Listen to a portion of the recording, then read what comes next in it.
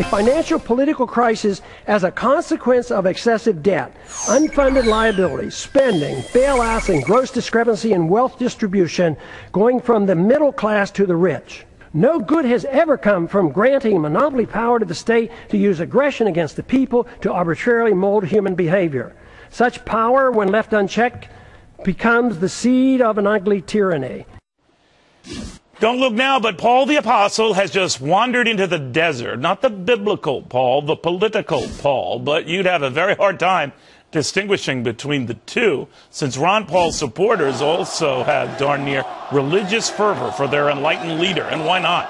The former Texas congressman and presidential candidate single-handedly galvanized a nation to think that libertarianism isn't a crazy science. In Washington, it's about basic math. Money in, money out.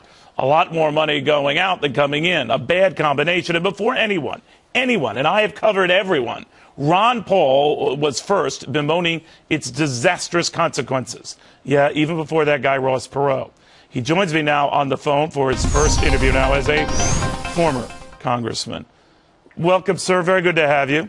Thank you, Neil. Nice to be with you again. At the risk of sounding smarmy and disingenuous, Congressman, I think you are among the smartest, sharpest, and most prescient public officials I have ever had the honor of speaking to. Now, I know against the cast of characters you've worked, that might not sound like a compliment, but it is. And I wonder, with a voice like yours gone, who watches the till? Who watches all the money going out of Washington? Well, I think there'll be many, and if I did any good at all, there should be quite a few. And I think there are. I had a hard time seeing them, Congressman, for that budget deal.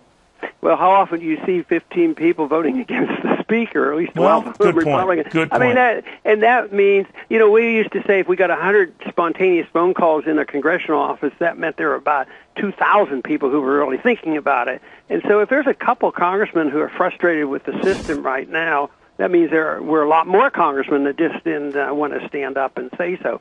No, it's there, and I try to be the optimist, but I don't find that optimism in Washington. And as you have pointed out so often, is that I get some encouragement, from the college campuses, and therefore I'm not a pessimist because I think they're willing to listen, they're idealistic, and they know what they're inheriting. So therefore, I think that we can pull out of this. But not with the current crop of politicians in Washington. Attitudes have to change, and that's what I work on, changing people's opinion.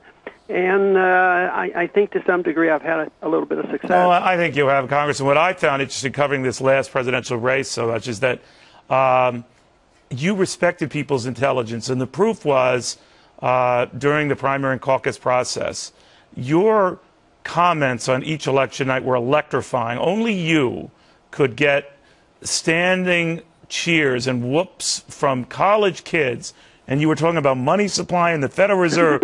And I have been trying my entire career to do that, Congressman, and I had the benefit of a prompter. You didn't. So hope springs eternal that this sticks and this measures and gets people galvanized. Here's my worry, though, Congressman. I look at these public opinion polls where people say, leave the spending alone, zap the rich, leave my Medicare alone, leave my Medicaid alone, leave my Social Security alone. Others saying, leave defense alone, just tax the rich. And I'm beginning to wonder whether we've gone from a country where supposedly the era of big government was over to maybe the era of big government is back. Well, it never left, I don't think. I mean, there was talk of it.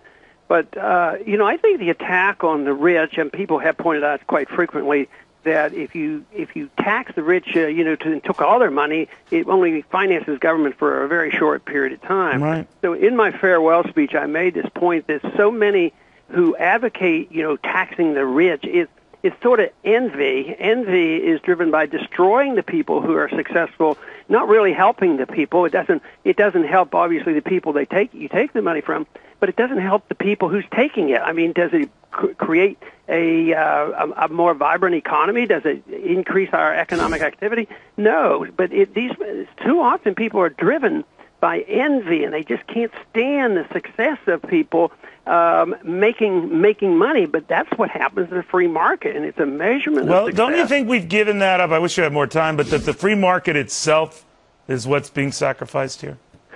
Oh, I think so. And, of course, I've been arguing that's been sacrificed a long time ago. I remember getting really criticized by somebody who was criticizing capitalism and how terrible this capitalism was. And I came back, but we don't have capitalism. We don't have free markets. We have fixed interest rates. We have intervention. We have overplanning, overspending, deficit. That's not what happens in a free market. A free market is designed quite differently. So I resent the fact when they blame the problems that we have. We've just had all these extremists believing in laissez-faire capitalism, and that's why we have this mess. They're wrong on that, and I'm trying to change people's minds regarding that issue. Well, keep at it, young man. Ron Paul, I want to thank you. Last time you were here, I had a viewer tell me, Neil, when he leaves Washington, you should have him be your co-anchor. I immediately shot an email back. No, I don't believe in any co-anchor who would make me look bad. Congressman, thank you very much. Well, have me back someday. I will. Ron Paul. Thanks.